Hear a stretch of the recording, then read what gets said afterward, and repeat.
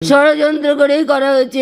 সব জানি আমি, এখন কে শত্রুতা করে কি করলো আমরা কিচ্ছু জানি না। বছরের শেষের দিনেও রক্তারক্তি, খুনোখুনি। উত্তর দিনাজপুরের রায়গঞ্জে বর্ষবরণের রাতে পিকনিকের মধ্যে খুন হয়ে গেলেন যুব তৃণমূল নেতা। গুলি করে খুনের অভিযোগ উঠল তৃণমূল কর্মীদের বিরুদ্ধেই। নিহতের নাম নবেন্দু ঘোষ। উত্তর দিনাজপুরের যুব তৃণমূল কংগ্রেসের সহসভাপতি ছিলেন তিনি, পেশায় ব্যবসায়ী। নবেন্দুকে নাকি গুলি করে গেছে, কারা গেছে এটা আমরাও জানি না, কেউ জানি না। যারা ছিল তাদেরকেও আমি দু একজনকে জিজ্ঞেস করলাম, বললো জানি না। স্থানীয় সূত্রে খবর, বুধবার রাতে বাড়ির পাশে বন্ধুদের নিয়ে পিকনিকের আয়োজন করছিলেন যুব তৃণমূল নেতা। পরিবারের অভিযোগ, সেই সময়ই তার উপরে হামলা চালানো হয়। রাত 12:30 নাগাদ পিকনিক স্থলের কিছুটা দূরে রক্তাক্ত অবস্থায় উদ্ধার করা হয় নবেন্দু ঘোষকে। তাকে রায়গঞ্জ মেডিকেল কলেজ হাসপাতালে নিয়ে গেলে মৃত বলে ঘোষণা করা হয়। ইতিমধ্যে এই ঘটনায় পিন্টু সাহা ওরফে ছোটু ও শুভম পাল নামে দুই যুবককে গ্রেফতার করেছে পুলিশ। পুলিশ সূত্রে দাবি, ধৃত দুজনই তৃণমূল ছাত্র পরিষদের কর্মী। তাদের থেকে একটি আগ্নেয়াস্ত্র উদ্ধার করা হয়েছে।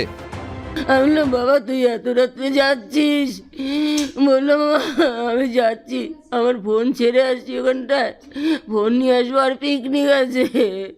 ওদিকে বাথরুমে গেছে, বাথরুমে ডেকে নিয়ে গিয়ে কে কি করলো কি জানি না। ষড়যন্ত্র করেই করা হয়েছে। এখন কে শত্রুতা করে কি করলো আমরা কিচ্ছু জানি না। দোষী যেই হোক না কেন, নবেন্দুদার মৃত্যুর সঙ্গে যারা যারা যুক্ত তারা যেন শাস্তি পায়। বিধানসভা নির্বাচনের আগে রায়গঞ্জে যুব তৃণমূল নেতাকে খুনের ঘটনা ঘিরে তুঙ্গে জেলা রাজনীতি। বিষয়টা এরকম আছে যে তৃণমূলের যে গোষ্ঠী কোন্দল তো লাগাতার চলছে, তারই শিকার হলো কিনা জানি না। নির্বাচনের আগে মানুষের ভিতর আতঙ্ক ধরিয়ে দেওয়ার জন্য এইসব ঘটনা হচ্ছে কিনা জানি না। যদিও খুনের নেপথ্যে গোষ্ঠী কোন্দলের অভিযোগ উড়িয়ে দিয়েছে তৃণমূল। ও যথেষ্ট আমাদের রাজনৈতিকভাবে সক্রিয় কর্মী ছিলেন। সেই জায়গাতে মানে রাজনৈতিকভাবেও ষড়যন্ত্র হতে পারে বলে আমার মনে হয়। তবে পুলিশের প্রতি আস্থা এবং ভরসা, বিশ্বাস আছে। আমাদের মধ্যে কোনো গোষ্ঠী নেই, আমাদের মধ্যে কোনো কোন্দলও নেই, আমরা সবাই এক। কিন্তু ঠিক কী কারণে যুব তৃণমূল নেতাকে খুন করা হলো? রাজনৈতিক শত্রুতা নাকি ব্যক্তিগত আক্রোশ? তদন্ত করছে পুলিশ। সুদীপ চক্রবর্তী, এবিপি আনন্দ, উত্তর দিনাজপুর। চলছে এসআইআর এর শুনানি, তারপরই পশ্চিমবঙ্গে বিধানসভা ভোট। তার ঠিক আগে দেশের প্রথম বন্দে ভারত স্লিপার ট্রেন পাচ্ছে পশ্চিমবঙ্গ। চলবে হাওড়া থেকে বিজেপি শাসিত অসমের গুয়াহাটি পর্যন্ত। বৃহস্পতিবার রেলমন্ত্রী অশ্বিনী বৈষ্ণব জানিয়েছেন, প্রধানমন্ত্রী নরেন্দ্র মোদী বন্দে ভারত স্লিপারটির উদ্বোধন করবেন। पहला रूट गुवाहाटी से कोलकाता अंदाजा था कि करीब 2026 के मिडिल तक कंप्लीट हो जाएगा काम, लेकिन लकीली जितनी मेहनत की टीम ने 2026 की आरंभ में ही ये काम कंप्लीट हुआ है।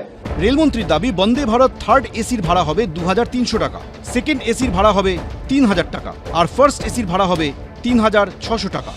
নতুন বছরের শুরুতেই পশ্চিমবঙ্গের জন্য সুখবর।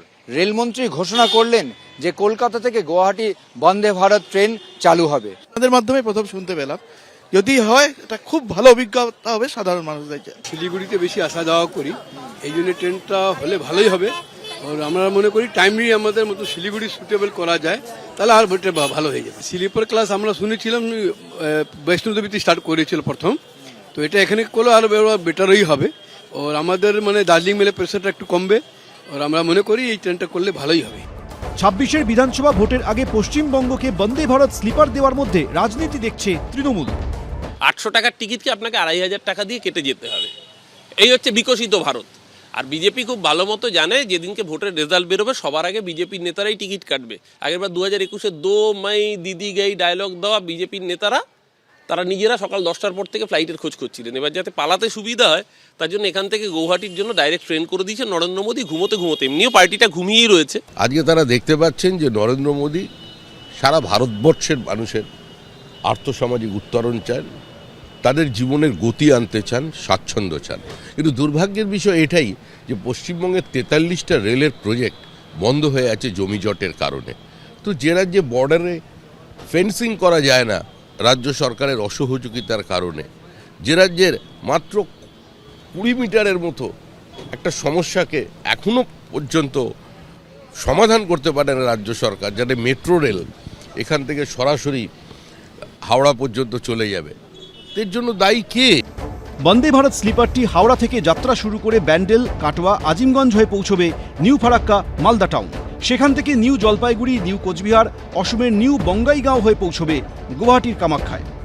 বন্দে ভারত স্লিপারে মোট 16টি কোচ থাকবে। একবারে মোট 823 জন যাত্রী যেতে পারবেন।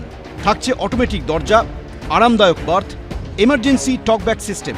সেমি হাই স্পিড এই ট্রেন ঘন্টায় সর্বোচ্চ 180 কিলোমিটার বেগে ছুটতে পারে।